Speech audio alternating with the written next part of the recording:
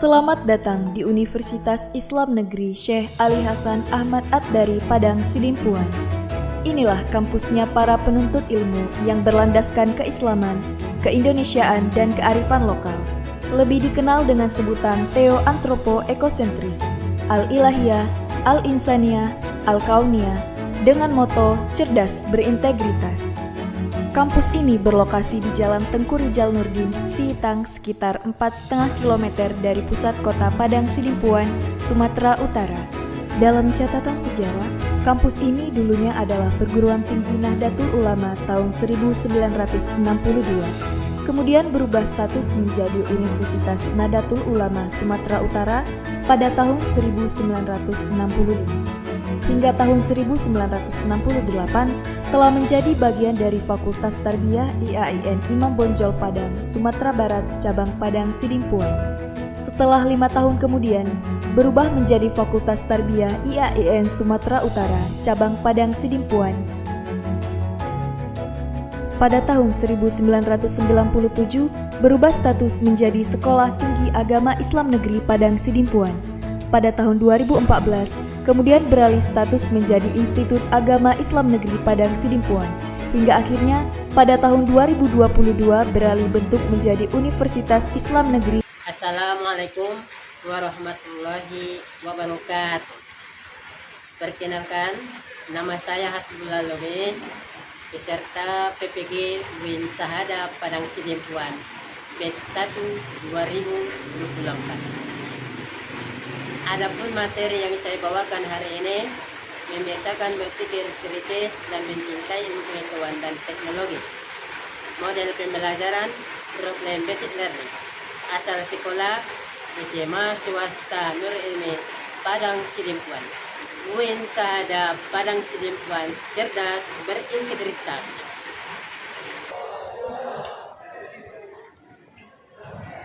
Assalamualaikum.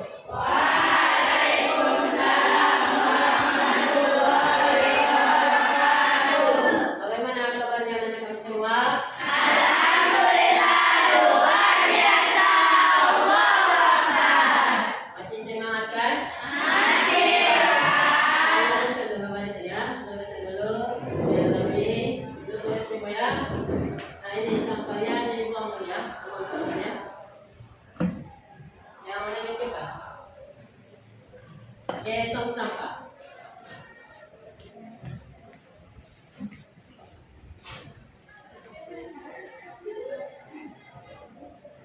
Ketua kelas, PP Cowaya dan Yel.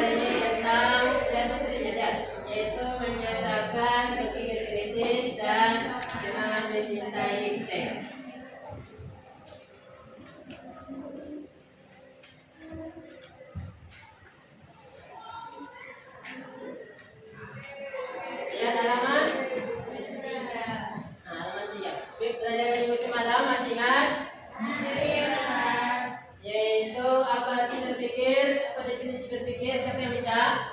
Nah, jelaskan kembali biar dia lagi. Jadi menurut bahasa berpikir kritis berasal dari dua kata yaitu berpikir dan kritis. Sedangkan berpikir adalah proses mental merenungkan secara mendalam dan kritis yaitu kemampuan untuk menilai secara objektif. Sedangkan istilah berpikir kritis adalah kemampuan seseorang untuk menganalisis dan membuat kesimpulan berdasarkan informasi yang ada dengan tujuan mencapai pemahaman yang mendalam. Iya bagus, masih ingat berarti ya. Itulah sebagai perwakilan. Berarti kita masuk kita hari ini tentang yang pertama siswa pembelajaran ya.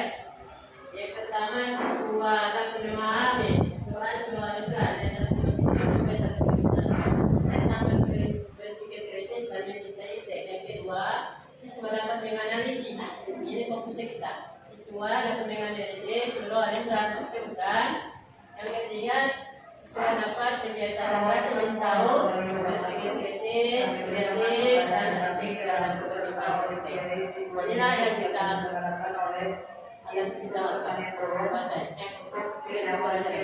kemudian apa rubahnya yang perlu kita belajar di sini? Apakah dalam Islam itu mendorong umatnya berpikir kritis? Jangan perlu dipertanyakan apakah bagaimana? Apakah Islam itu mendorong? Mengapa umat Islam diperintahkan berpikir? Karena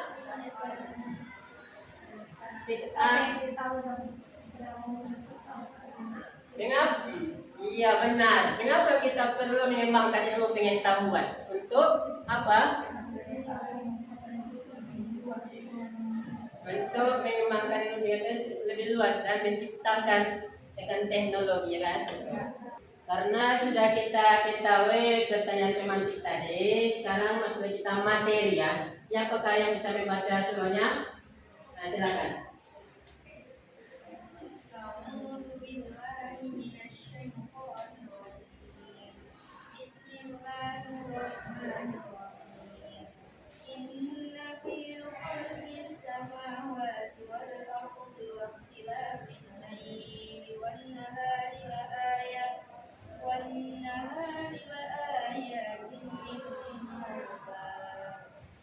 الذين يذكرون الله قياما وقعودا وعلى جنوبهم ويتفكرون في خلق السماوات والأرض ربنا ما خلقت هذا باطلا سبحانك فقنا عذاب النار صدق الله العظيم.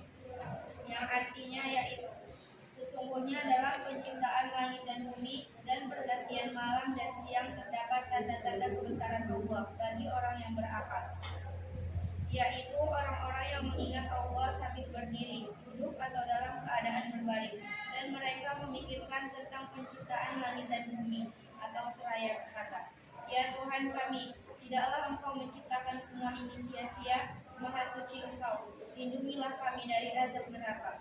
Quran Surah Al-Imran ayat 190 dan 191. Ya, terima kasih. Sekarang siapa yang tahu isi kandungan dari surah Al-Imran tersebut? Silakan. Nah, silakan nak. Jadi isi kandungan dalam Quran Surah Al-Imran ayat 190 sampai 191 yaitu adalah mengajarkan pentingnya refleksi dan pengingat tentang kebesaran Allah melalui ciptaannya, serta mengajak untuk selalu merenungkan dan memohon perlindungannya.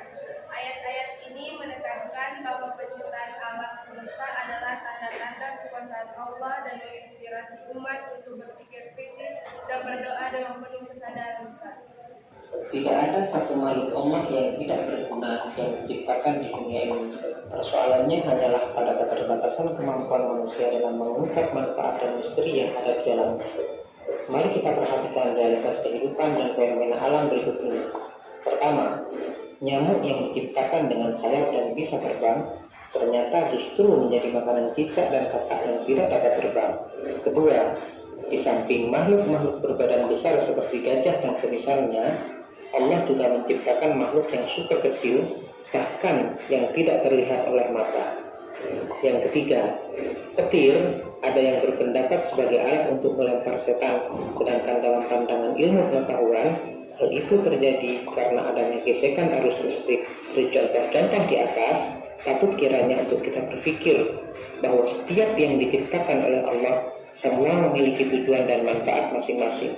Berpikir kritis juga diartikan sebagai sebuah proses yang sadar dan sengaja yang digunakan untuk menafsirkan dan mengevaluasi informasi dan pengalaman dengan sejumlah sikap tertentu. Salah satu mukjizat Al-Quran adalah banyaknya ayat yang memuat informasi.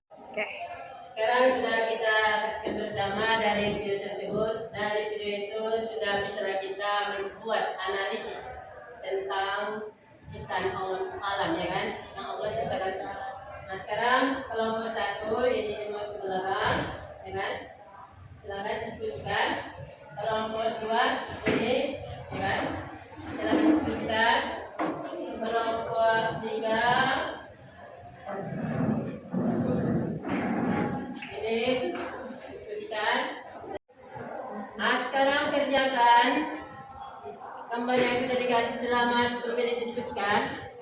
Apa manfaat dari dipandang sesuai dari Islam tentang alam atau yang menciptakan, dengan apa manfaatnya bagi manusia, baik itu secara Islam, jangan pandang dari Islam selama 10 menit. Sekarang sudah menunjukkan 10 menit pas. Ya, dalam waktunya silakan kelompok 1 maju ke depan untuk mempresentasikan hasil diskusinya. Assalamualaikum warahmatullahi wabarakatuh. Waalaikumsalam warahmatullahi wabarakatuh. Kami dari kelompok 1 akan menjelaskan hasil presentasi kami mengenai penciptaan nyamuk dalam Islam. Penjelasan pertama akan dijelaskan dari kami Nisa. Jadi di sini saya akan menjelaskan manfaat diciptakan nyamuk dalam Islam. Jadi dalam Islam keyakinan bahwa segala sesuatu diciptakan dengan tujuan dan hikmah. Meski nyamuk mungkin tidak nyaman dan seringkali membawa penyakit, mereka tetap merupakan bagian dari ciptaan Allah yang memiliki tujuan tertentu dalam kerangka kehidupan dan alam semesta. Saya kembalikan kepada moderator. Penjelasan selanjutnya akan dijelaskan oleh saudari kita Syakira. Jadi penjelasan yang kedua, manfaat diciptakan nyamuk dalam Islam itu yang pertama, pentingnya kesabaran untuk kepedulian. Nyamuk bisa menjadi ujian bagi kesabaran dan ketahanan manusia. Dalam konteks ini, mereka mengajarkan kita untuk lebih bersabar dan menjaga kebersihan serta kesehatan. Karena kebersihan itu sebagian dari iman. Poin yang kedua, ekosistem dan keseimbangan alam. Nyamuk merupakan bagian dari rantai makanan. Tanpa nyamuk bisa menjadi sumber makanan bagi berbagai organisme aquatik seperti ikan yang sangat berhasil. Nyamuk dewasa juga menjadi makanan bagi berbagai predator seperti burung, kodok, dan laba-laba. Dengan demikian, nyamuk membantu menjaga keseimbangan ekosistem. Saya kembalikan kepada moderator. Oke, terima kasih kepada saudari kami. Cukup sekian penjelasan dari kami. Masuklah kita ke acara sesi tanya jawab. Ada yang bertanya? Ustaz,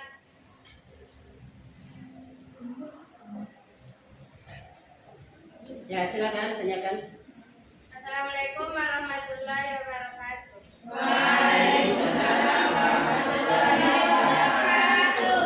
Saya dari kelompok 3 ingin bertanya, apakah kita boleh memburu nyamuk?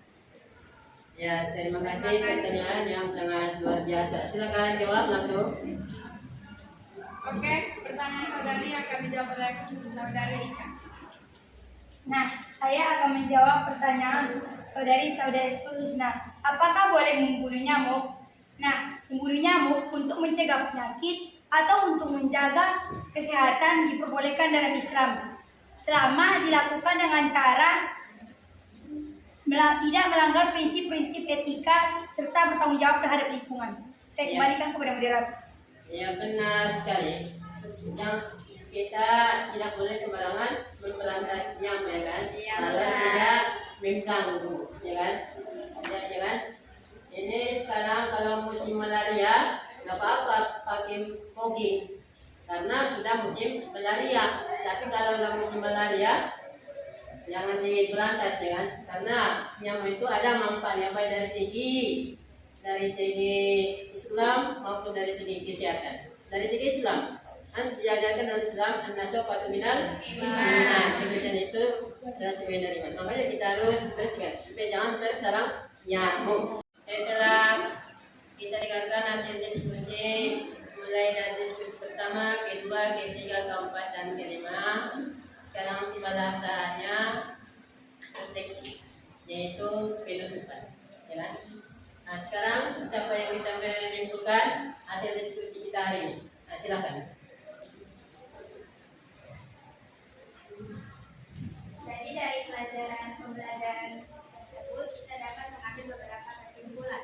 Yang pertama, Islam mengajarkan kita supaya menggunakan akal pikiran sebagai aturan yang terbesar dan mencintai ilmu pengetahuan dan teknologi. Yang kedua, Allah menciptakan alam semesta tidak ada yang sia-sia, sekecil apapun. Tinggal kita saja memikirkan apa manfaat dari ciptaan Allah tersebut. Yang ketiga, dari ciptaan Allah berupa alam semesta kita pergunakan sebagai sarana untuk mendekatkan diri dan meningkatkan ketakwaan terhadap Allah. Nah, terima kasih sudah kita dengar kesimpulannya kan. Berarti Islam mengajarkan kita supaya mempergunakan akal pikiran sebagai anugerah yang terbesar, ya kan?